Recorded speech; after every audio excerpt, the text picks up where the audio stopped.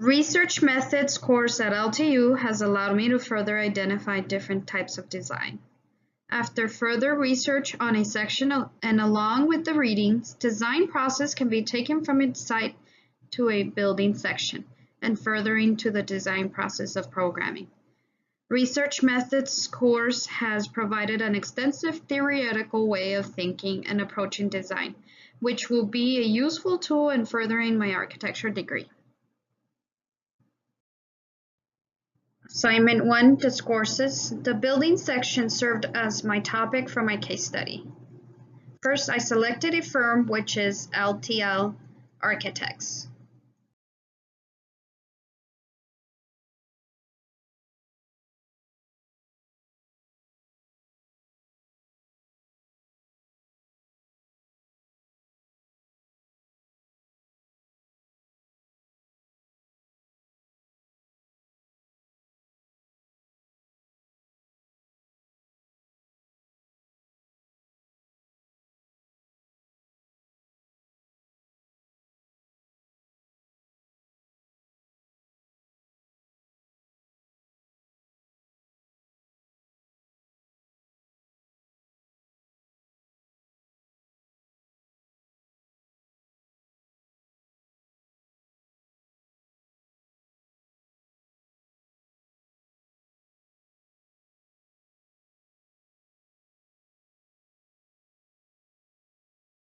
The initial challenge in creating meaningful and accessible discussions of the section is the absence of a language that would provide a shared frame of reference.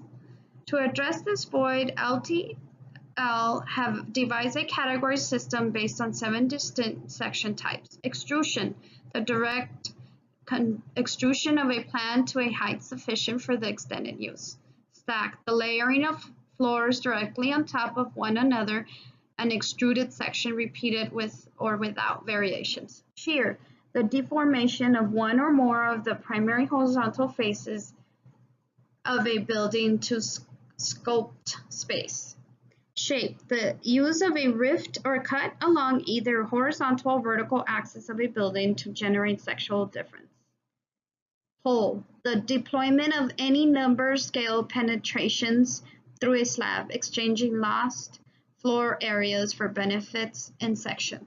Incline, the manipulation of the angle of an occupable horizontal plane which tilts the plan into section. Nest, the creation of sectional consequences through an interplay or overplay of legible volumes. The vast majority of the sectional relationships can be described by one of these categories or several relationships in combination. These types of performances of section are separate and primary methods for operating in section. In extruded section, space is activated largely through plan and to a lesser degree elevation. In extruded sections, the ceiling is often the site of design investment. This type of section usually lacks distinctive qualities, although in cases where an extrusion fails to meet typical models of efficiency, it can produce intriguing effects for reasons of structural articulation and the sheer extent of this surface. Stack is the placing of 2 or more floors or spaces on top of another. With little connection among the individual stories, stacking increases the real estate value of a property by expanding the square footage and using capacity of a building without increasing its footprint. Repetitive stacks are similar to extruded sections and can be deployed until limited by code, cost, or structural stability. Shaping is the sculpting of the space through the deformation of a continuous horizontal surface or surfaces. This adds a particular volume or form to the section and can occur in a floor or a ceiling or both. The ceiling is more common location for this modulation than the floor, as variations in a ceiling do not affect a plan's efficiency. Buildings with shaped sections frequently exhibit a close fit between their structure and their section, often incorporating both shells, domes, and tensile membranes, with the shaping of the roof aligning with gravitational load paths and structural spans. Shear involves a rift or a cut parallel to either the horizontal or vertical axis of section. The designations of vertical and horizontal shear are necessary. Since each creates completely different sectional operations and effects, vertical shear where floor plates cut and levels adjusted vertically means that discontinuity in plan is coupled with new forms of continuity in section.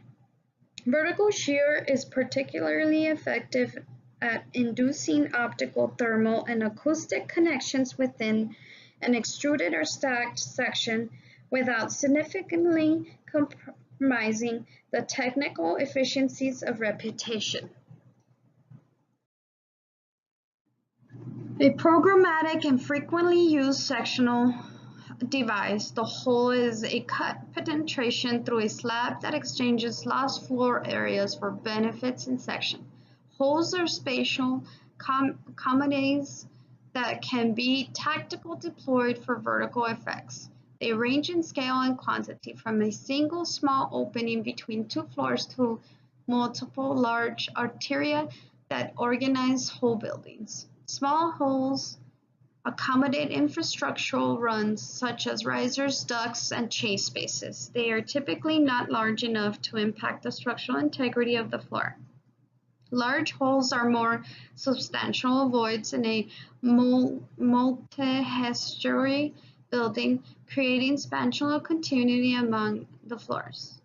Incline are sloped floor surfaces, which often connect levels. Inclines change the angle of an occupiable horizontal plane, effectively rotating plan and section. Unlike stack, shear, and holes, inclines blur the distinction between plan and section. With inclines, sectional plate do not require the sacrifice of a portion of the plan. Although one objective that the continuous inclined surface is an activation of the section, this is because an inclined surface often folds back on itself, effectively forming a stacked section with unlevel floors. Nest produce sections through interplay or overplay between discrete volumes, whereas stack, shear, hole, and incline work primarily with flat plates. A nest positions three-dimensional features or volumes for sectional effect. The volumes are programmatically specific, whereas the space of the section between is intermediate, fluid, and undefined. As the performance bases press up against the exterior, the double skin of the shell is interpreted, thus making visible on the outside and nesting of the volumes in section. Assignment 2 methods. Section is the representational means to make visible the most complex and intriguing aspect of architecture. In the work of LTL architects, it is both an instructional tool and the site of much of their design effort. Whereas the plan typically provides the means to choreograph program, section is where thermal forces, building form, and structural and material systems converge and are most legible. If the plan examines questions of circulation of movement, the section explores the body's proportional and functional relationship to the spinal and material conditions of architecture. Section makes tangible the basic conditions of the natural environment, from the sun's changing altitude to the gravity's pull on moisture and structure. To foster that exploration of architecture through section, LTL has categorized the sections into 7 dominant types: extrude, stack, shape, shear, hole, incline, and nest. The extrusion of a plan to a height sufficient for the extended activity is the most basic form of a section.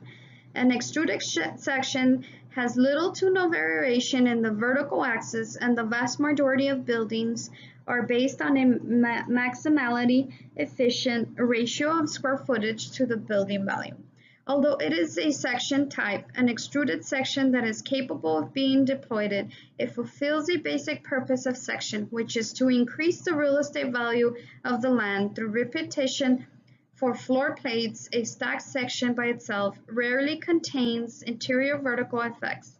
Shaping is a modulation of the horizontal surface. It adds a particular volume to the section and can occur in the floor, the ceiling, or both. Buildings with shaped section often exhibit a close fit of structure and section. Shear induces a rift or cut parallel to the horizontal or vertical axis of section. It is particularly effective in inducing optical thermal-acoustic connections within an extruded or stacked section without significantly compromising the tectonic effects of the repetition upon which those types are based. Holes penetrate slabs and are frequently used to exchange floor area for benefits in section. They range in scale and quantity from single small openings between floor to multiple large arteria that organize whole buildings. Inclines change at the angle of the plan and are as means of continuing a horizontal section surface. In so doing, they push the plan into a section that can be occupied. With inclines, section does not require the surface of any portion of the plan. Finally, nests produce section through the interplay or overplay of discrete volumes. The structural and environmental performance of the nest usually exceeds that of the volumes in insulation. Each of these 7 sections can be broken into a range of variations. More importantly, the types combine in multiple ways. Indeed, buildings that manifest intriguing sections rarely contain just one type of section. In projects constrained to a single floor, the ceiling has become for LTL the site of the design experimentation and a direct challenge to the profilization of the drop ceiling has a long history as the site of spinal experimentation. Cultural value and structural complexity take, for example, Gothic cathedrals. The ceiling's potential is rarely leveraged for effects now.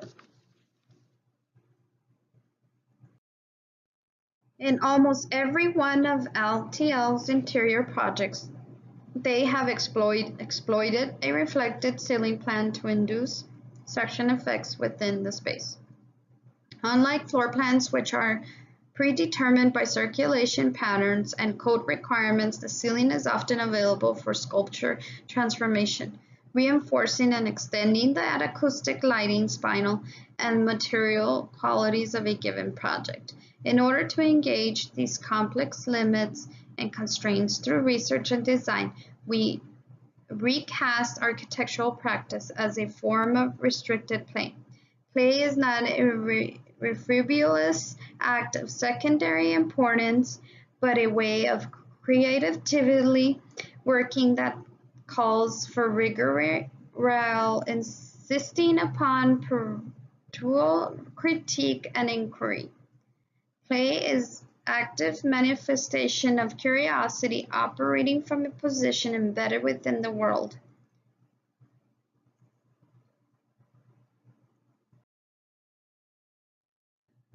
The requirements for sound absorption, padded seating, mechanical space, lighting, storage, display, and spinal enclosure to produce a visually seductive surface composed of commonplace, inexpensive materials.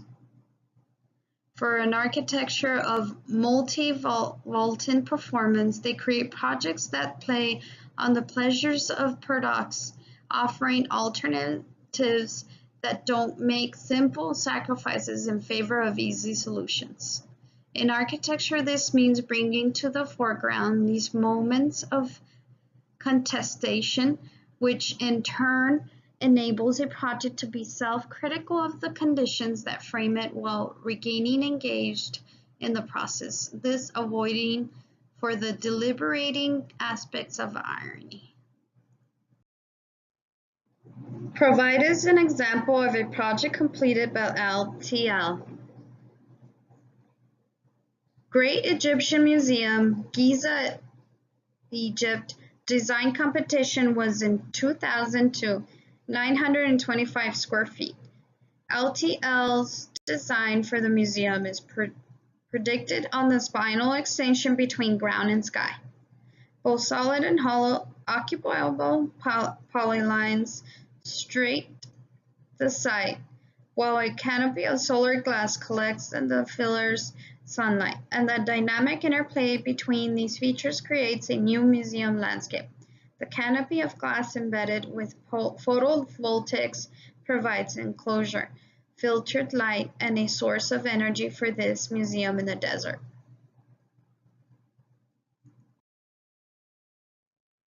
They have developed 7 categories of section revealed in structures ranging from simple one-story buildings to complex structures featuring stacked forms, fantastical shapes, internal holes, inclines, sheared planes, nested forms, or combinations thereof. They have also seen the conceptual of intensity, intangible in each project's commitment to engage with the social and material processes out of which it is formed. From the transition of a historic theater and department store into a new culture center for art. Only through section drawing is the temporal juxtaposition between the constructed world with the architectural sphere and the natural world outside made visible. While the materiality of the building is never revealed, the tonal marking of the foundation walls and the shell shifts to align with the daytime images reveals cuts that penetrate the massive structure to create the illusion of night, whereas in the nighttime image the section blends into the evening sky, retreating from consideration in indifference to the power of the manufactured light source. Assignment 3, Context.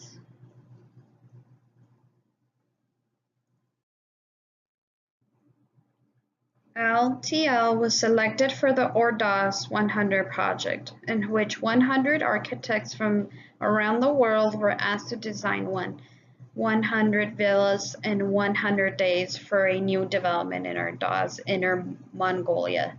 Each house was to be unique but designed according to a consistent set of parameters, a defined spinal volume within a predetermined master plan.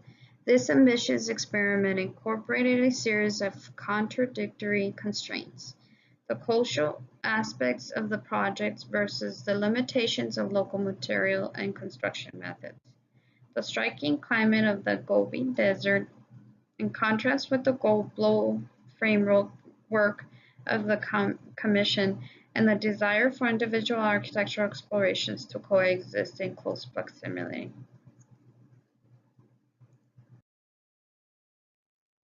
For LTL architects, intensity describes how they practice architecture and defines the goals for transformation through architecture, using the parallel form of the word to reflect the multiple levels of intensity within the work.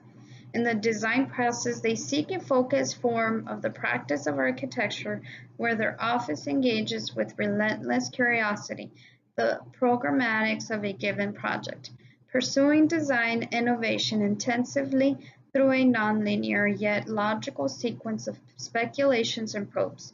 Within the materialization of the work, they create architecture that is saturated, multi-layered, or otherwise demonstrative of an intensification of architecture itself. This is not to conflate intensity with pure axis or plenitude. Rather, they are equally interested in the set of the relations that intensity implies, where selective description can be equally effective in the creation of structures of intensity. In this manner, intensity can mean less and not just more. Provided is an example of how the approach of programming is being used with space use. You will see in the upper floor plan how form will transfer into space on the lower floor plan, and how the section looking east is transforming into a section and continuous back into space. Provided, you will see the materials and sustainable applications of the building in connection with the extrusion and the stretch of spaces, capturing the exterior elevation stretched on east and west elevations. They are also showing the parameters and section of spaces in the given parameters and elevations. The following page, you will see an exterior rendering to demonstrate the materials applied and the surrounding landscape. You can also see an interior rendering to show the interaction of the building with human scale, landscapes, and lighting.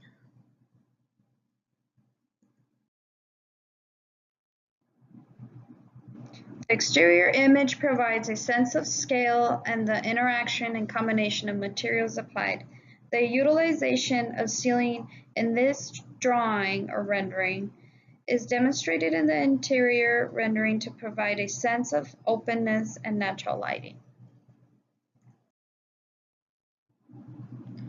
As previously discussed, the three assignments provided have created a fundamental theoretical way of thinking and seeing design in different perspectives. This research methods course has allowed me to expand the design process and knowledge to another level and scale. With the utilization of the three findings through this course, which are discourses, methods, and context, will allow me to continue and further my knowledge in architecture.